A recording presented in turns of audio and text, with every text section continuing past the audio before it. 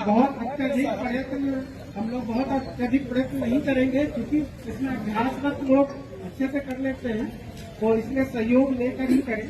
और दोनों हाथों को यथासंभव ऊपर करके नमस्कार मुद्रा बनाने का प्रयत्न करेंगे और शरीर को सहज शांत रखेंगे। सामने किसी भी बिंदु पर दृष्टि को अगर आप जमा लेते हैं तो इस अभ्यास को निरंतर आप 1 मिनट तक कर पाएंगे। 10 सेकंड 15 सेकंड इस अभ्यास को करेंगे, पुनः अपनी आकृति में आ जाएंगे।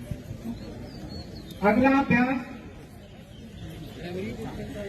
बहुत अत्यधिक प्रयत्न हम लोग बहुत अत्यधिक प्रयत्न नहीं करेंगे, क्योंकि इसमें अभ्यासरत लोग अच्छे से कर लेते हैं, तो इसलिए सहयोग लेकर ही करें।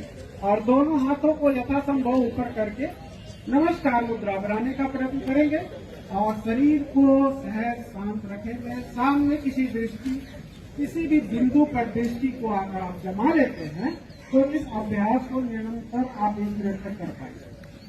10 सेकंड 15 सेकंड इस अभ्यास को करेंगे, पुनः अपनी आकृति में आ जाएंगे। अगला अभ्यास